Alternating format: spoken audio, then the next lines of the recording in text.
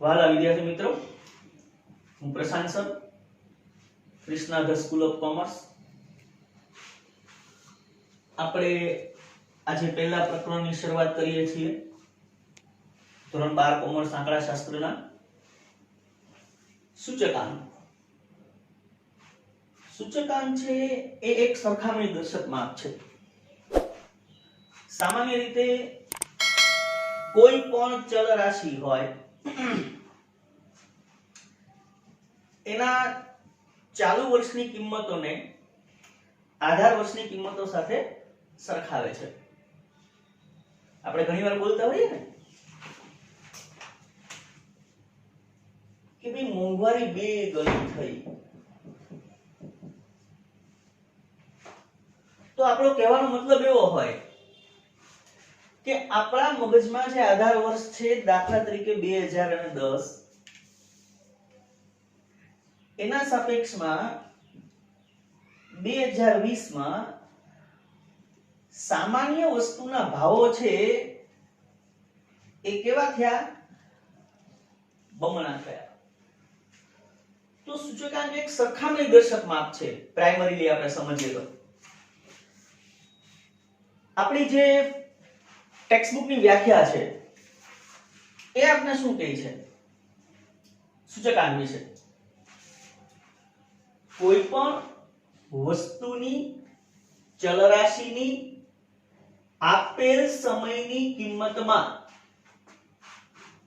કોઈ ચોક્કસ સમયની કિંમતના સાપેક્ષમાં થતો ટકાવારી ફેરફાર એટલે સૂચકાંક. અહીંયા મહત્વનું શું છે તો કે મેં તમને હમણાં જ સમજાવ્યું એમ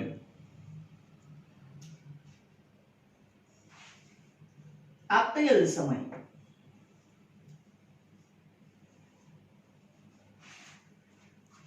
જેને આપણી ટેક્સ્ટબુકમાં ચાલુ સમય કીધેલો છે,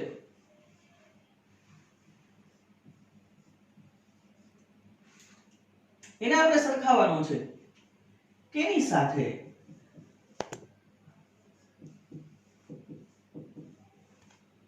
કોઈ ચોક્કસ સમય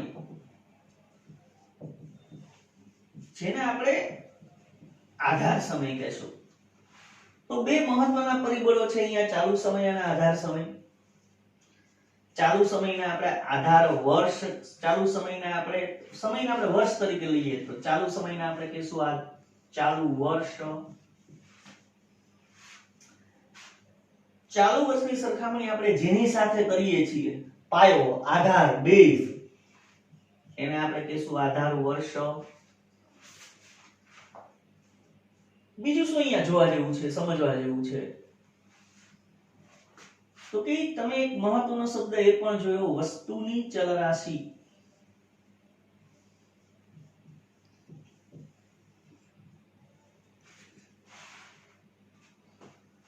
વસ્તુની ચલરાશિને આપણે સમજીએ તો વસ્તુ, માનો કે તમે લો છો ઘઉં, તો ઘઉં સાથે એસોસિએટ હોય એવી કેટલી ચલરાશિ હોઈ શકે? ચલરાશિ વિશે મેં તમને ધોરણ 11 માં પણ સમજાવેલું છે. તો ઘઉં સાથે એસોસિએટ ચલરાશિ હોઈ શકે ઘઉંનું ઉત્પાદન,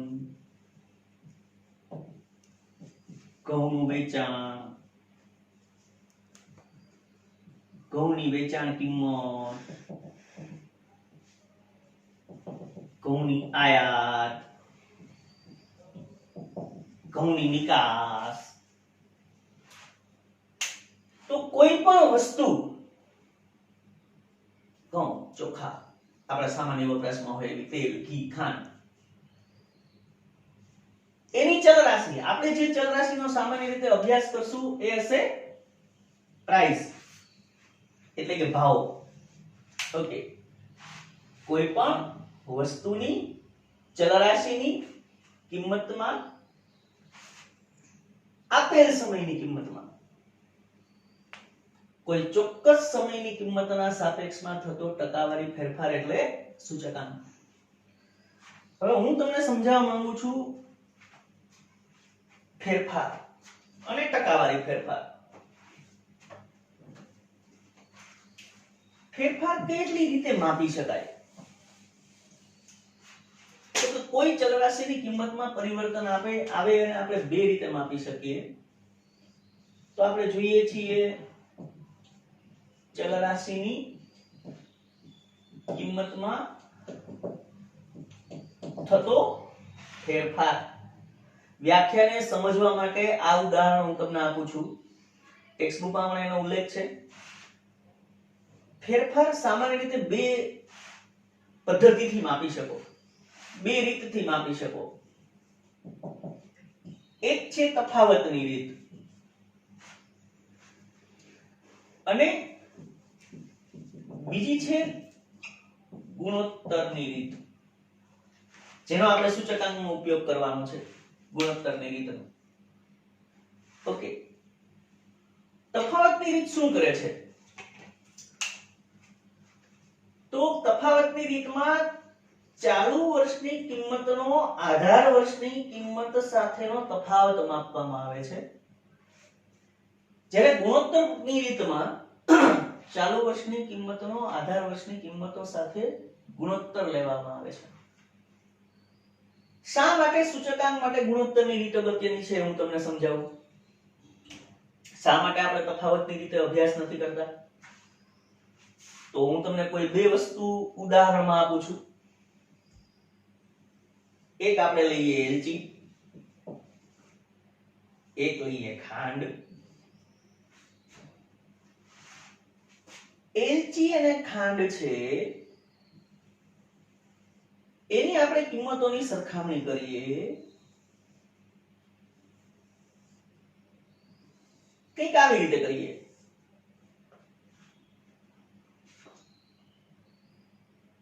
એલચીની ચાલુ વર્ષ 2020 ની કિંમત 12,000 રૂપિયા છે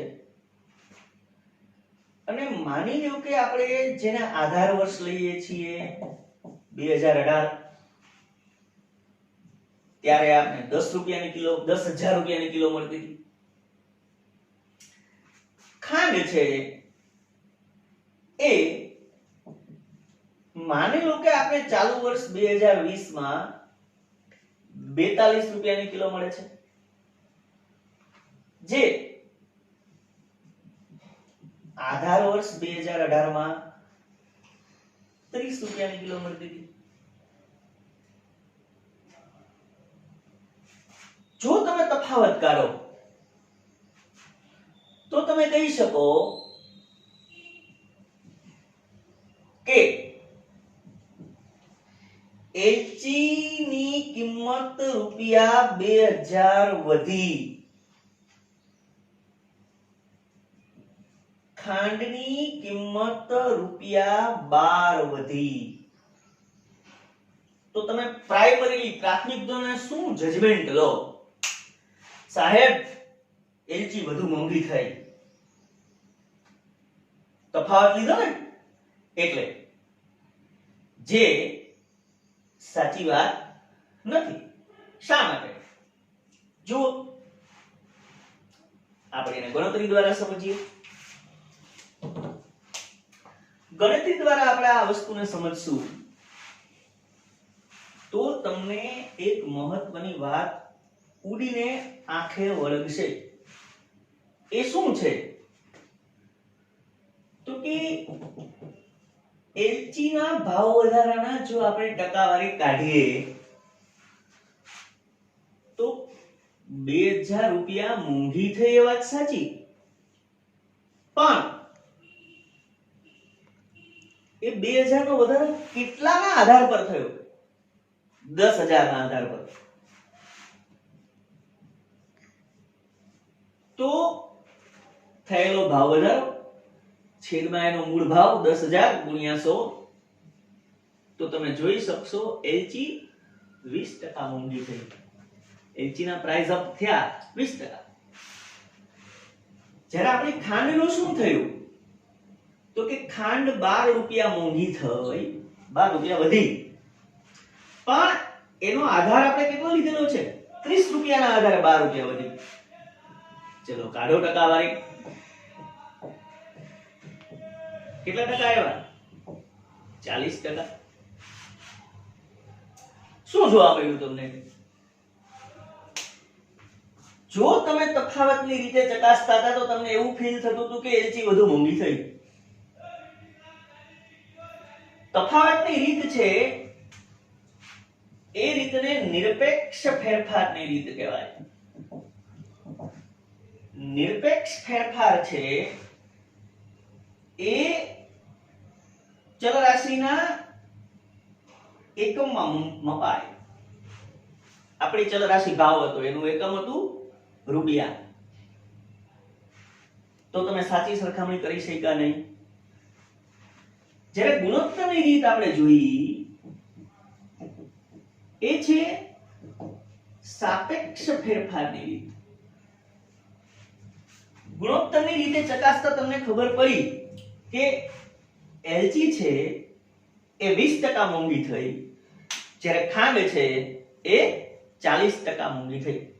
તો ખાંડ છે દેખીતી રીતે એનો ભાવ વધારો રૂપિયામાં નિરપેક્ષ રીતે માપતા નાનો લાગતો હતો, પણ ટકાવારીમાં સાપેક્ષ રીતે માપતા કેવો થઈ ગયો? મોટો થઈ ગયો. એટલે જ સૂચકાંકમાં આપણે જે ફેરફારો ધ્યાનમાં લેવાના છે એ સાપેક્ષ ફેરફારો લેવાના છે. નિરપેક્ષ ફેરફારો, તફાવતના ફેરફારો આપણા માટે અગત્યના નથી. આ સમજાવવા પાછળના મારું મૂળભૂત એક કારણ છે કે સૂચકાંકની જે પ્રાથમિક સમજૂતી છે વ્યાખ્યાની, એમાંથી તમને એમસીક્યુ અને વેરી શોર્ટ ક્વેશ્ચન એ વિભાગ અને બી વિભાગમાં મહત્વના પ્રશ્નો પૂછાય છે. કયા કયા? ઓકે, આપણે સાપેક્ષ ફેરફારો માપીએ છીએ એટલે તમારો એક અગત્યનો પ્રશ્ન એ આવે કે સૂચકાંક એક કેવું માપ છે?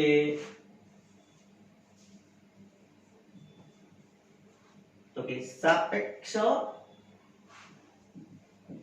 માપ છે. આપણે ખાસ યાદ રાખવાનું છે સૂચકાંક એક સાપેક્ષ માપ છે. સાપેક્ષ માપથી જ હંમેશા સરખામણીઓ થઈ શકે. એટલે આપણે ખાલી જગ્યામાં પૂછાય કે ટૂંકા પ્રશ્નમાં પૂછાય તો સૂચકાંક એક સાપેક્ષ માપ છે. બીજું, સૂચકાંકનું માપ છે એ કેવું છે? તો કે એકમ રહિત માપ છે. શા માટે એકમ રહિત માપ છે? તો કે આપણે જે ગુણોત્તરો લીધા ને એમાં 2000 રૂપિયા, 10000 રૂપિયા, 12 રૂપિયા, 30 રૂપિયા, એકમ છે જે રૂપિયા એનો લોપ થઈ ગયો છે દુડાવડા. એટલે સૂચકાંક કેવું માપ મળ્યું આપણે? એકમ રહિત માપ છે. ઓકે, આપણે લીધેલા ગુણોત્તરોને 100 વડે ગુણ્યા એટલે હજી એક વસ્તુ ઉડીને આંખે વળગે એવી. સૂચકાંક એક કેવું માપ છે? તો કે ટકાવારી માપ છે. આ સમજાવવા માટે થઈને જ મેં તમને આ ઉદાહરણ આપેલું હતું. હવે આપણે ફરી પાછું એક વખત જોઈએ તો સૂચકાંકને સારી રીતે સમજીએ. કોઈ પણ વસ્તુની ચલરાશિની આપેલ સમયની કિંમતમાં એટલે કે ચાલુ સમયની કિંમતમાં કોઈ ચોક્કસ એટલે કે આધાર સમયની કિંમતના સાપેક્ષમાં થતો ટકાવારી ફેરફાર એટલે સૂચકાંક. વિદ્યાર્થી મિત્રો, હવે આપણે જે શબ્દો જોયા વ્યાખ્યા દરમિયાન એ પ્રેક્ટિકલ માટે ખૂબ અગત્યના છે. એટલે આપણે એની ટૂંકી સમજૂતી લઈ લઈએ. આપણે ચાલુ વર્ષ કે જેના માટે આપણે સરખામણી કરવી છે. આધાર વર્ષ કે જેના આધાર પર આપણે સરખામણી કરશું. આ બંનેનો ઉપયોગ કરી અને આપણે જે માપ મેળવશું એ છે સૂચકાંક, ઇન્ડેક્સ નંબર. એનું આપણે નીતાક્ષરી લેશું I, સિમ્બોલ. ચાલુ વર્ષ માટેનો સિમ્બોલ 1, આધાર વર્ષ માટેનો સિમ્બોલ 0. ઓકે. તો સૂત્રમાં જે પ્રયોગ થશે એ શું હશે? ચાલુ વર્ષના ભાવ અથવા તો ચલ રાશિનું મૂલ્ય. ભાવનો કોડ આપણે P લઈએ, ચાલુ વર્ષ માટે 1 લઈએ, તો ચાલુ વર્ષના ભાવોને આપણે કહેશું P1. આધાર વર્ષના ભાવ કે આધાર વર્ષનું ચલ રાશિનું મૂલ્ય. આધાર વર્ષના ભાવ કે આધાર વર્ષનું ચલ રાશિનું મૂલ્ય. ભાવનો P અને આધાર વર્ષ માટે આપણે કોડ મૂકેલો છે 0, એટલે આધાર વર્ષના ચલ રાશિના મૂલ્યને આપણે કહીશું P0. અને સૂચકાંકનું જે પાયાનું મૂળભૂત સૂત્ર છે ઇન્ડેક્સ નંબરનું, તો આપને શું મળશે? વ્યાખ્યા યાદ રાખો ને બાળકો, તો સૂત્ર ગોખવા ન પડે. વ્યાખ્યામાં જોયું તો આપણે આપેલો ચાલુ વર્ષના સમયને આપણે આધાર વર્ષના સમયના સાથે સરખામણી કરવાની છે. એ સરખામણી આપણે ટકાવારીમાં માપવાની છે, સરખામણી ગુણોત્તરો દ્વારા કરવાની છે. એટલે ચાલુ વર્ષના ભાવો P1 ના છેદમાં આધાર વર્ષના ભાવો P0. આધાર એટલે પાયો, પાયો હંમેશા છેદમાં આવે. અને ટકાવારીમાં સરખામણી કરવાની છે. ટકાવારી માટે આપણે 100 વડે ગુણાકાર કરવો પડે. એટલે આપણે ઇન્ડેક્સ નંબરનું ફોર્મ્યુલા મળ્યું I બરાબર P1 છેદમાં P0 ગુણ્યા 100.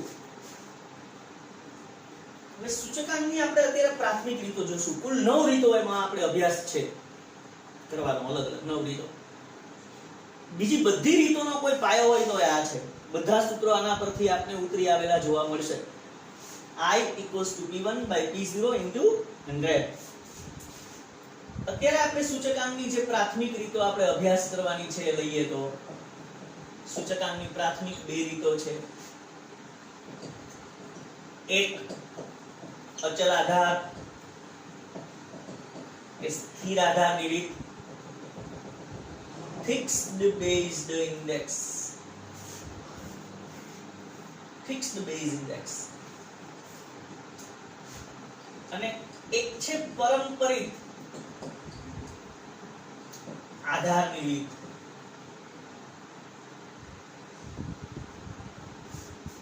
તો અહીંયા નામ જેવા લક્ષણ છે. અચલ આધાર. આધાર કેવો છે? અચલ.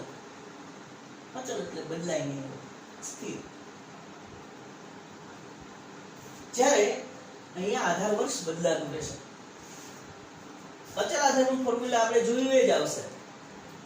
I બરાબર P1 upon P0 ગુણ્યા 100.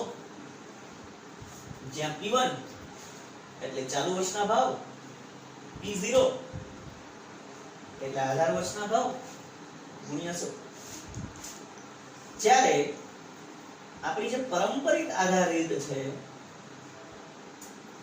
એમાં અંશમાં તો ચાલુ વર્ષના ભાવ જ આવશે.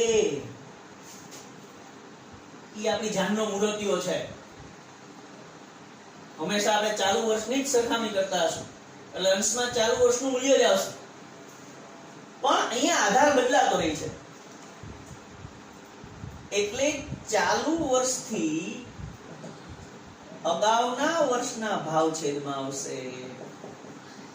એના ગુણ્યા આપણે શું કરશું? 100. એટલે આપણે અચલ આધારની રીત નું સૂત્ર મળ્યું I = P1 upon P0 into 100. જ્યારે પારંપરિક આધાર કે જેમાં આધાર વર્ષ બદલાતું રહેશે, જ્યારે તમે 2020 નો સૂચકાંક ગણો છો ત્યારે 2020 ના ભાવ અંશમાં આવશે અને એની અગાઉનું વર્ષ 2019 ના ભાવ છેદમાં આવશે. જ્યારે 2021 નો સૂચકાંક ગણવા જાશો ત્યારે 2021 ના ભાવ અંશમાં આવશે, એની અગાઉનું વર્ષ 2020 ના ભાવ છેદમાં આવશે. હરેક ગણતરી વખતે શું થતું ગયું? આધાર વર્ષ બદલાતું ગયું. એટલા માટે એને કેવો કહે છે? પારંપરિક આધાર સૂચકાંક કહે છે.